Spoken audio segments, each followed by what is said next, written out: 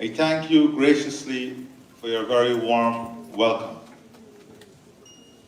Today, as I address you, I've just completed a similar address in Orlando, and I can say maybe one of the features of going live is that I say refer to that Orlando speech and let's move on. But I'm very fortunate to be born in a country in which we present to the world 6 different dimensions of humanity bonded together in a singular fuse called Guyanese, a community we're all part of. One of the greatest gifts I've received is to be born in a country that has the greatest possibility to be a leader in the globe on every single challenge that the world faces today. You see, challenges and opportunities go hand in hand. There can never be an opportunity if there is not a challenge. And an opportunity cannot be realized if we don't challenge ourselves to make use of the opportunity. I know this afternoon many of us as Guyanese are not as happy as we should be because of the performance of the Warriors. I just saw a meme saying the Warriors are making all of us warriors. Notwithstanding that, let us give them a round of applause and lift their spirit. Because one of the greatest things we can do in life is to lift the spirits of those who are weak and to lift the spirits of those who are faced with the greatest challenge. And one of the greatest things leaders can do is understand that they have a responsibility to lift the spirit of every single person that they are gifted to lead. And as Guyana's chief servant, I take this responsibility very seriously. My dear brother and friend who is chairing our program made 2 statements. God wants us to be one. I just want to add to that statement that God don't really want us to be one. God created us to be one.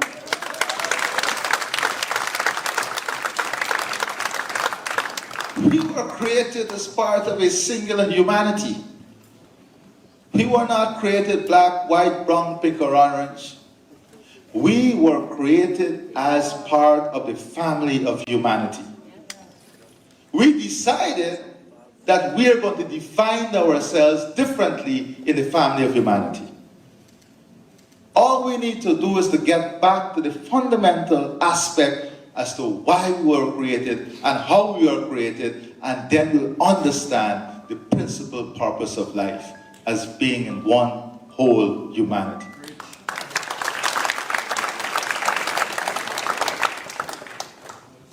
And then, one Guyana phrase. If we conceptualize the concept of one Guyana as a phrase, we will not achieve what one Guyana is looking to achieve. Because one Guyana is not a phrase, a slogan, or pieces of words. One Guyana requires action, commitment. It requires a fulfillment of every single one of us joining collectively to pushing one thing forward. Guyana. I am not asking anyone to be PPP, ACNU, whatever, PNC. All I'm asking for in the one Guyana construct is for all of us to put Guyana first and do what is right in positioning Guyana first. And the rest will take care of itself. The rest will take care of itself.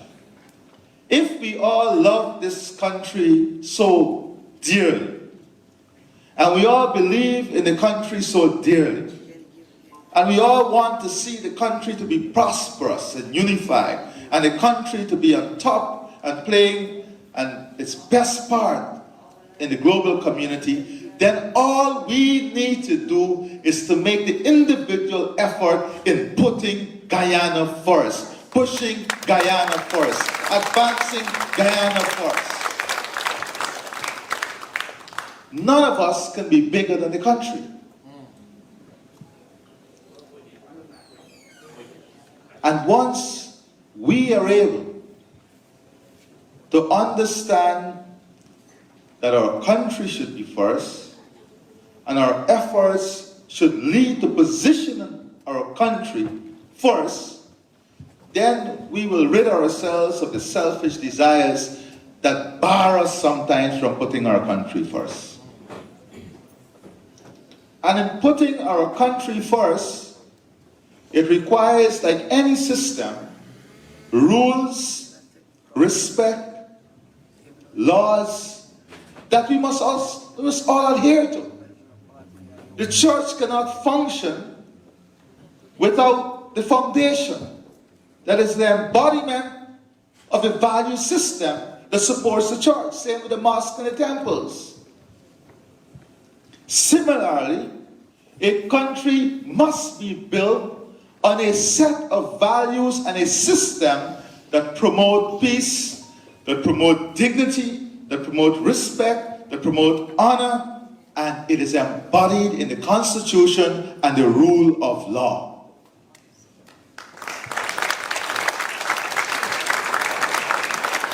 We cannot claim to love the country and at the same time find it convenient not to abide by the rule of law or to respect constitutional rule or to respect and honor democracy and the rights of people and the will of the people. Those are principles and values we must never sacrifice. And if together we all agree that these are principles and values that are paramount to anyone, any individual, any system, whether political system or political party, we are standing on these values that will support the future and the country we want to build, then we are 75% there, because we are building a country based on values, systems, and principles that will allow the country and its people to blossom.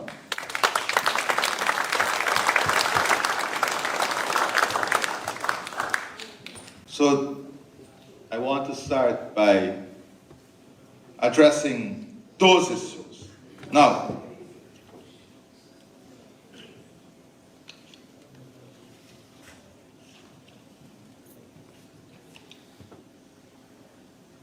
what is it we want to achieve?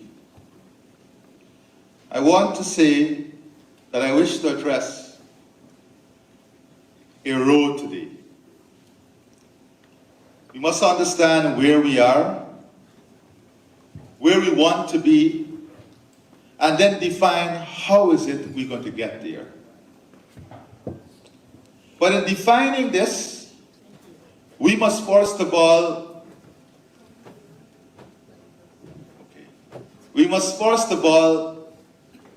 understand where we are. And we must question ourselves. What are the things where we are today that we are not happy with? What are the things where we are today that we must seek to change? And seek to change in relation to the outcome as to where we want to be. And then define the journey that will take us where we want to be. But in defining that journey, we have to be conscious that we are not operating in an environment by ourselves. We are part of a global community. And there are internal factors and external factors that will affect the way we grow and develop. So I want to take this little concept and as quickly as possible crystallize it in a way that will give you a flavor as to where we want to be and how we're going to get there. The conditions necessary to ensure we get there are issues of love, trust, commitment, involvement, respect, dignity, values, diversity, systems, patriotism, pride, and humility. Those are necessary things that would allow us to go on this journey. But those are things the government cannot control. Those are things all of us must control. Those are things that are personal to us individually. Because we cannot change the societal system if we don't change the system that is inside each of us. So if we are taught to hate, then we have to change that internally. Rethink and retrain ourselves so that we can love. If we are taught not to associate, then we have to now re-strategize internally. So I'm saying this to say to all of us that we first must internalize everything that I'm going to say. And then ask ourselves the question, am I as an individual ready to make the changes that are necessary for us to accomplish what we want to accomplish? And if each of us make the positive change, then the community will change. If the community change, the region will change. If the region change, the country will change.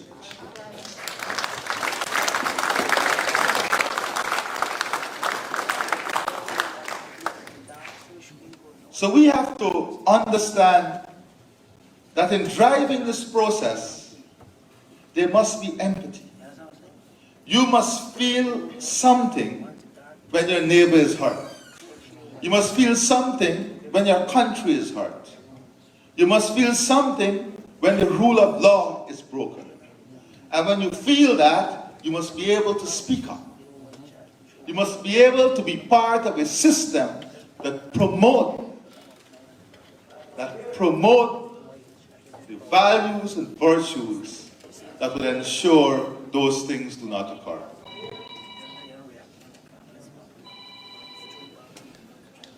Responsibilities and opportunities also requires respect. And whilst my friend in the red hat is saying he is here for that, it requires you to have respect.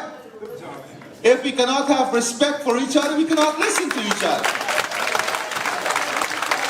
And if we can't listen to each other, we can't solve any problem. Because if from the time you come and you put up your hands and just want to speak over what we want to say, then we ain't headed nowhere. We ain't headed nowhere.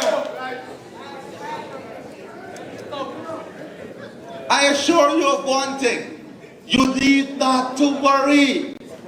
This president will stand up and answer anything, anywhere.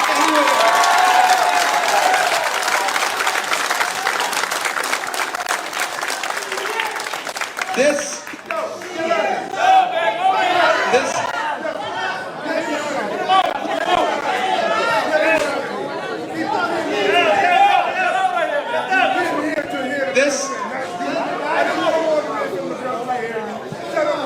no, that's okay. Leave it.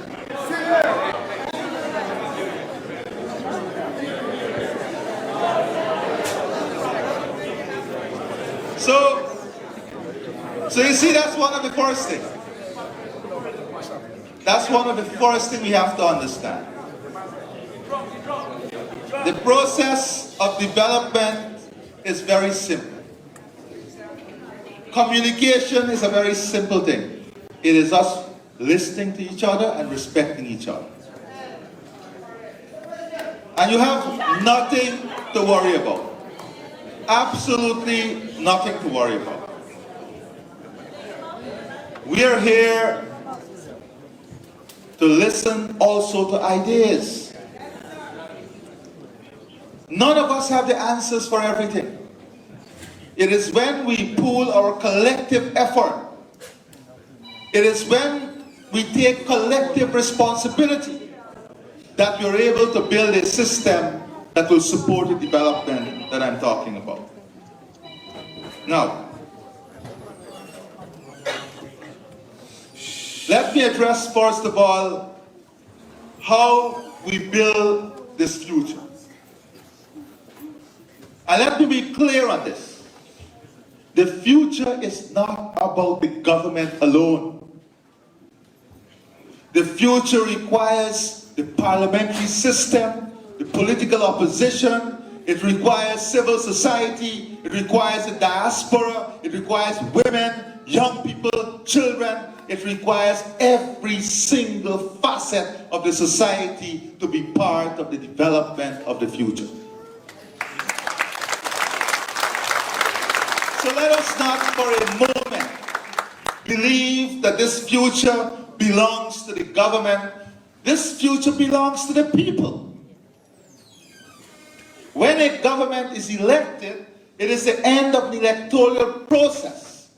But at the end of that electoral process, that government then has a responsibility to govern for all the people of the country.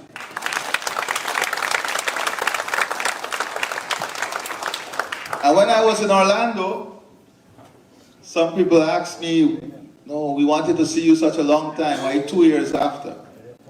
And I said, first we had a pandemic, you already forget that we went through a pandemic. But more importantly, I am spending time with the cabinet, walking every single community, listening to every single person, understanding the problems of every person's life. And I don't want to drive through the problem or fly through the problem. I'm walking the ground, listening to the people, feeling with the people, understanding with the people, so that we have a better sense as to what the people are faced with on the ground. Unless we have a personal connection and understanding with what people feel, we will not have a deep sense. You know, empathy comes from a sense, a feeling. You have to be connected. I can, you know, over here, many people would call you and tell you send something back home. But they don't know. Sometimes you wake up at 4 in the morning, you go through the worst snowstorm. You struggle. You know, I make this point. When you left because you wanted a better life. You wanted something better for your children, your future. You wanted to create a better condition for your family. But it came with sacrifices. It came with many sleepless nights. Similarly, now that opportunities are there in your homeland, we want you to be part of those opportunities. But you also need to use the same vigor that you left with. Use that same vigor you left with and go back with that vigor. Make the sacrifices, make the commitment. Don't for a moment believe that you're going back to a system in which someone will reach out to you and say, here, there's a basket of fruits, take it.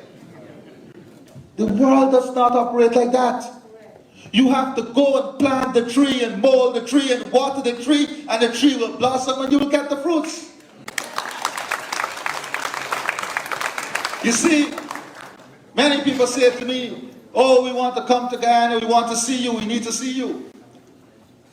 And I said, but there's a system. You can go to Go Invest. No, we want to see you. If we don't understand that we need to build a system and trust the system, then we cannot solve the problem. That brings me to the second point.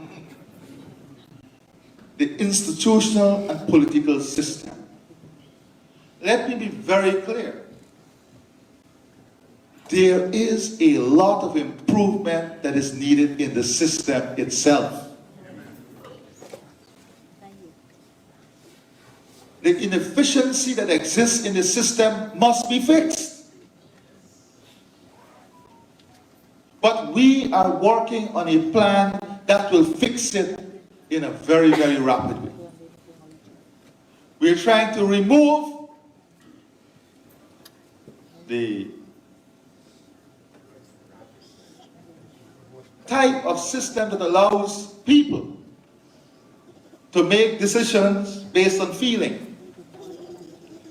You know, the system must be developed in such a way that it works. And technology allows us to do that. And we're investing heavily in technology, in training, in human resource strengthening, capacity building to fix the system. And I can tell you, the system is improving. Now, you might give me an example, so let me give you before you give it to me. That you're waiting a very long time to have your passports renewed.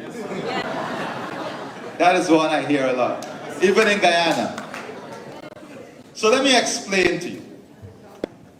You know, one man said to me, he lives in Toronto, I can't come home. I can't get my passport. I said, but you live in Toronto, where's your Canadian passport? He said, I applied for that 9 months ago and I'm still waiting. And I said, and how long are you waiting for the Guyana passport? He said, 3 weeks. Now let me explain something to you. We live in a global system. The supply chain crisis is real. The providers of our passport is a leading international company out of Canada. But because of supply chain issues, there is a tremendous shortage globally. And whilst there is this shortage, I don't know why, but the demand for Guyanese passport has increased by 500%. So unfortunately, we are hit with the perfect storm. We are hit with a supply chain crisis and a rapid increase in demand for the passport. And every day, the consulate office here would call the Ministry of Foreign Affairs. People cussing me. But this is the reality. Since a year and a half ago, we ordered, I think, 80,000 passports. 80,000 passports. We have been continuously ordering. So I give you that one example. As we are on it, let me give you a next example. And you should know this best. The United States had to launch what we term a military mission for baby formula recently. You see, sometimes we look at the news and we don't apply the news to what we're faced with. You know, when we look at the impact of COVID, all of us can point to someone who we knew that we lost. Very, very sad. Many of us even lost family members. But the impact of COVID is so profound that we can determine what the final end will be. Because the effects of long COVID is now being analyzed. But let me tell you, currently, what has been the direct impact of COVID? COVID sent 140 million people into extreme poverty around the world. This one pandemic Not only the debt, it sent 140 million people globally into extreme poverty. That is people living on less than US dollars, $1.90 per day. You don't hear this on the headline at CNN. Fake news. Or Fox News. Let me just make sure I'm politically correct here. Right? You know why you don't hear it? And I'm going to speak about this at the UN. You don't hear it because those who are worst affected are the people in the developing world who the least attention is based on. That is why you don't hear it. You know, I use this example many times. There is a journalist who came from a very reputable international media outfit and said to me, you know, what are you guys going to do with all these resources and revenue from oil and gas? You know, what this country is going to do with it? What are you going to do on climate change? And I was shocked. And I said, do you know that this country existed long before oil and gas? Do you know that this country has preserved a forest the size of England that stores 19.5 gigatons of carbon that has saved this world?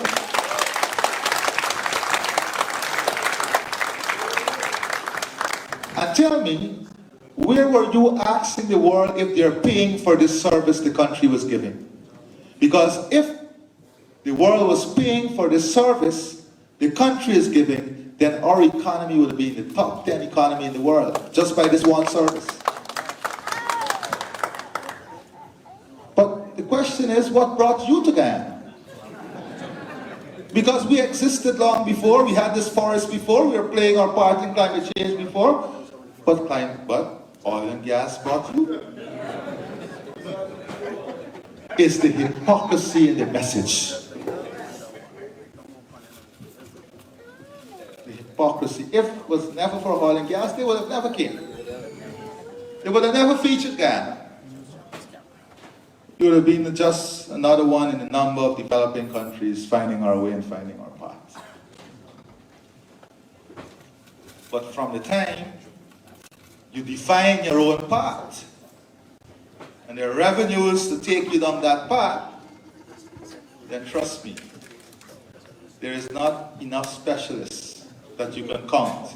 Even we have more specialists than the trees we have in the forest now. But this is the reality. So, the second aspect is the political system that we must fix. We cannot go through elections after elections with uneasiness.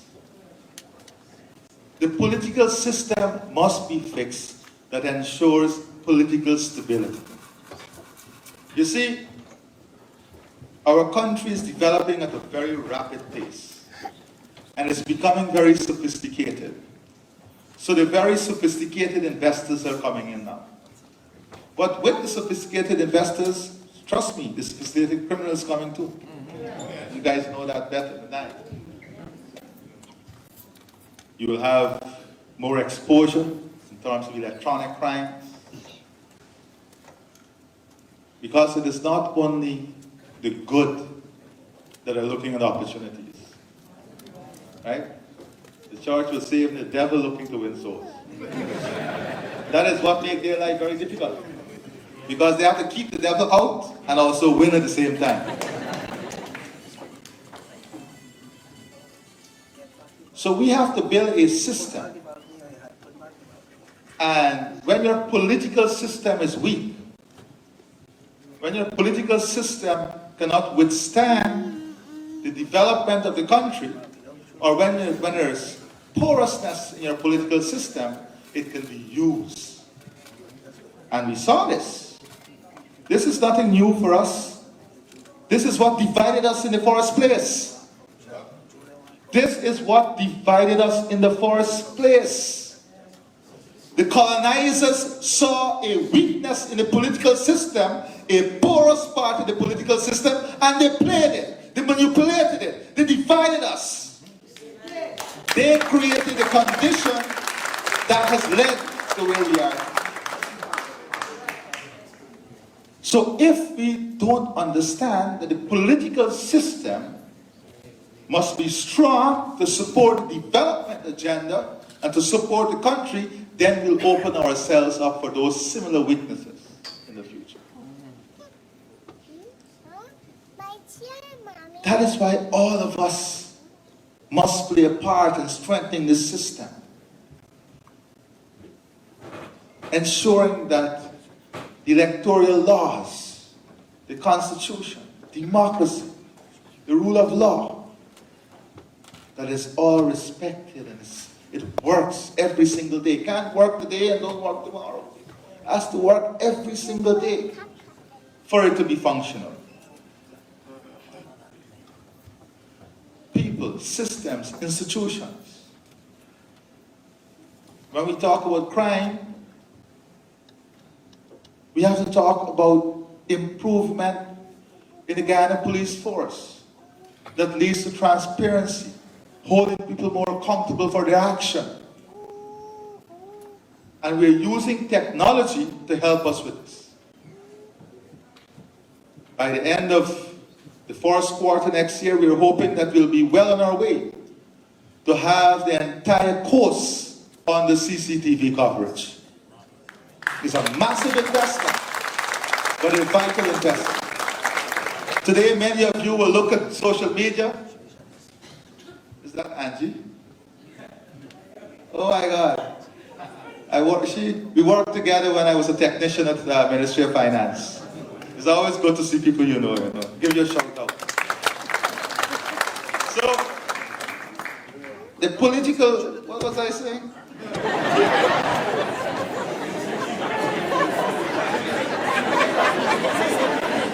You see, you throw me off now. The CCTV system. So, our security system, our national security architecture is undergoing massive change. Massive change. And today, if you go on social media, you will see videos of every activity that occurs. Whilst crime is an issue, we have made steady improvement to the extent that we have perhaps one of the lowest rates right now in the region. But we amplify it. It's a small society. And we recognize it as a challenge. We're making the investments. We're investing in infrastructure, the equipment, giving the police officers the training. Many of them today are studying, they're doing degrees, diplomas. Because when you increase their self-worth, when you increase and improve their personal pride, then you're giving them additional motivation to be better at what they do. So, on the security front, we are making tremendous changes using technology and the best-in-class technology to drive the improvement in the security sector. You see, Guyana and the future of Guyana is not about oil and gas. I want to make this very clear. Our future is not oil and gas. Our future will be built with revenues from oil and gas. Because we always had the natural assets to make a strong economy. What we never had was a revenue base to capitalize that asset. Today, for the first time, we have the revenue base that can capitalize that asset, that natural resource, bring the value added, and improve our economy in a multifaceted and diversified manner.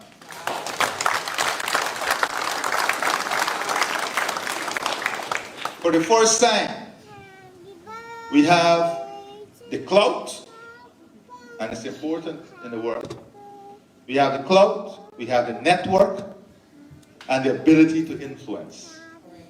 And in 2 years, what we have seen, as I speak to you today, 6 new hotels, internationally branded hotels, are under construction in our country. Many new eco-lodges, industrial and commercial zones, high-end real estate companies. Well, if you have land in Guyana now, you know you're smiling all the way.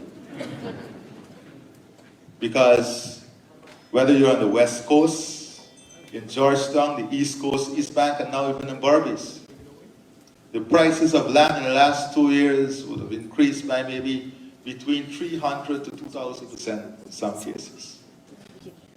It's a reality. It's a reality. And many people are under the false impression that we have so much land in Guyana.